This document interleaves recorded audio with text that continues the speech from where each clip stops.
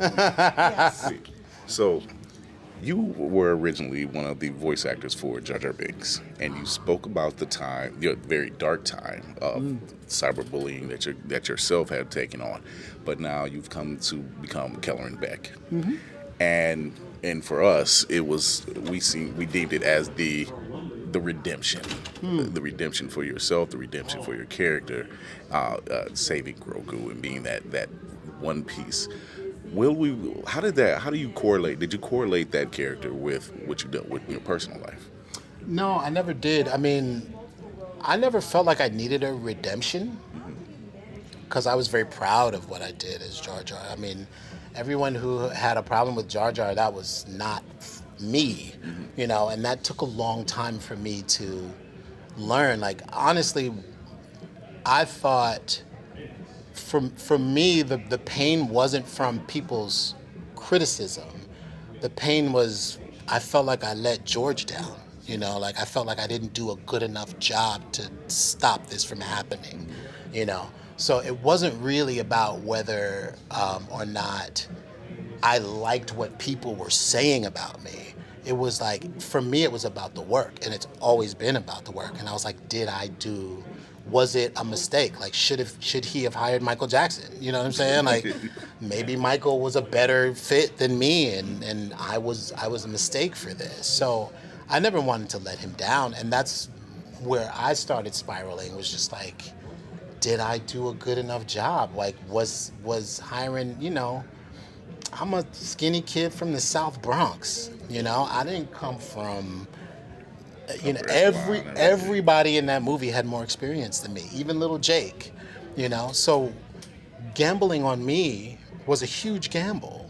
There's nobody else really as a black person, as a main character. Hugh Quarshie was in the movie as well. He played Captain Panaka, Right. but he's British. You know what I'm saying? Like, I was black American. I was the only other black American aside from, like, as a main character. Sam Jackson was also there as well as Mace Windu, but he was Sam Jackson, right? I'm nobody. You know what I'm saying? So for me, I was just like, maybe you should have hired Eddie Murphy or somebody. You know what I'm saying? Somebody who had more shielding, who could have shielded the movie from this type of critique. So for me, it was more about that. Like, did I not do a good job? But as a performer, as somebody who did the part as an actor and as an artist, Kelleran Beq wasn't a redemption. It was, for me, Kelleran was just another way for me to be creative. I created Kelleran Beq out of nothing. They asked me to do Jedi Temple Challenge, which was the kids' game show, and they were like, "You can make up the Jedi that you want to be," and I was like, "Let's go, let me cook." You know what I'm saying? Like, I've been dreaming of being a Jedi since 1977. Like, I'm in, right?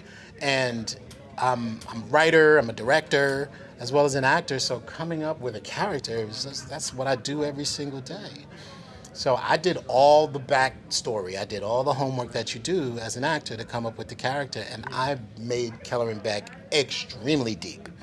So the thing that you see on screen has layers and layers underneath it, which is why he works the way he works, right? Because I have a reason for it. And I learned that from George. Like, every character George ever came up with has an entire history that you don't ever see, right? You might see, like, one, like Kid Fisto. You might see Kid Fisto for like that long, but he has an entire background. He can breathe underwater. He's like, his journey to being a Jedi.